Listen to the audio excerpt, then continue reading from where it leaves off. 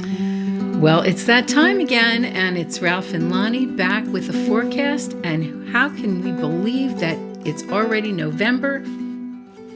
Time is flying. So, I'm going to read you the beginning of the calendar for this month. This month is filled with aspects, ingresses, and changes, so be prepared. The first and third weeks are especially interesting and potentially exciting. The big shift is Jupiter turning retrograde on the 11th and Saturn turning direct on the 27th, so the bull market will likely turn into a bear as people focus on protecting their assets rather than risking them. But with so many outer planets retrograde, global affairs will feel stymied. Scorpio and Sagittarius can be great times for the family and personal life, so focus on your personal well-being and tune out the news and the noise. That sounds like extremely good advice these days. What do you think? So grab your calendar and follow along. So on to week 3, starting with that beautiful white circle day on Sunday the 16th. If you're planning a family reunion or some kind of family gathering, this is the day, because we've got the sun in Scorpio trining the moon in Cancer, or Jupiter, trining Jupiter, in Cancer. Right. So we've got this homey, heartfelt, deeply personal energy going on between the sun and Jupiter. The moon is in Libra. Right, yes. Fairness, balance. Sharing. It's an air sign, communication. This is the day. Oh, it really is. And it's a good traveling day, too, because with that Jupiter trining the sun, remember, Jupiter is the biggest planet. It relates very strongly to travel. So if people have to travel to your home or to mom's home to do something, it's a really good day to do that. Now, on the next day, on the 17th, which is, there's going to be a sun trine Saturn. Yesterday we had it with the Jupiter, now we have it with Saturn. So it's kind of a day of like getting back to work again. But it's happening where the sun is late in the sign and Saturn is also late in the sign because it backed into Pisces. But this is water again. Remember, all these big transits are all in water signs. But instead of being Scorpio and Cancer, it's Scorpio and Pisces. Exactly. So remember that Saturn in Pisces is the visionary. Right. So this has a whole different energy. So keep those 3 signs in mind, because they're going to repeat right through this week again. Now on the 18th, Mercury enters Scorpio, the sign of the eagle, right? So Mercury is now chasing the sun into that sign of feminine power. So that's a pretty, significant thing. Meanwhile, Venus in Scorpio is conjuncting the sun. So there's a lot of stuff going on here with the moon. Conjuncting the moon. There's a lot of signs here about feminine power. The sign of Scorpio, or the eagle, is about the sign of collective power, collective management. Remember, if you go through the houses, it's the 8th house. It's up there in the social world. After you make the partnership in the 7th house, it's in the 8th house where you have to decide things collectively as a couple or as a family. Are we going to have kids? Are we going to invest for the future? Are we going to, how are we going to manage different things that are important and sometimes difficult to deal with? Well, and Mercury entering Scorpio is a time to address those deeper, important issues that you may not bring up at other times. But it also is a time where you got to be careful. This phrase, did I say that out loud? Yes. Should come to your mind if you blurt something out, which Mercury and Scorpio could do. And remember, Mercury is retrograde. It's backing into Scorpio. So things you thought you might have finished already will come back up again.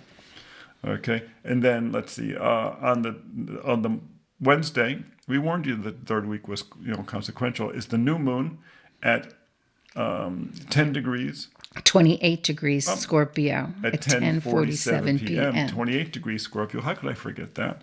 And the sun is conjunct the moon, of course. Mercury is trine Neptune.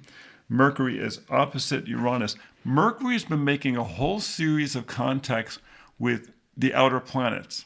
Okay, what's happening here is going to be a lot of stuff rattling around in the news. The news media is going to be very, very active. Global news media is going to be very, very active at this time. Right. You see that Mercury trine Neptune, and you see Mercury opposing Uranus. So those three are kind of running around chasing each other's tail a little bit with that news that you're talking about. Remember, Mercury has a lot to do with any type of communication, but also money, the money exchanging hands. Uranus has a lot to do with the electrical grid. Neptune has a lot to do with energy, things like natural gas, fuel, all the different ways in which we power things, collectively. We can't see them without a telescope. It's like the electricity in your house. It's like the gas that heats your stove. You're not aware of it, and yet it's always there. And another lovely white circle day on the 20th. Yes. What does Kay have to say about that, Ralph? Okay. What does Kay have to say? Okay, with Mercury backing up across the sun in the last degree of Scorpio the Eagle, while there are multiple outer planet aspects, this day will sizzle. Watch out for overloading your nervous system. And I want to mention that K is going away for next year. It's going to be replaced with an asterisk. So all the alphabet letters, there's no need for them because we put the date up in the annotations. So they'll all be these nice big bold asterisks, and they'll be very difficult to miss. Exactly. And we're drawing your attention to something going on that day. And then on the Friday, the sun marches into Sagittarius, the Archer, at 5:30 p.m. At the same time, joining the moon. Joining the moon, yes. There's a conjunction with the moon to Mars. It's like having your favorite child come home and say, "Hey, can I help you around the house?"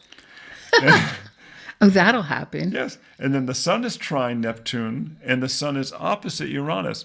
So there may be positive information about energy or the ocean, but there may be challenging aspects about communications, the electrical system, and things like that going on. Especially because remember, these are big.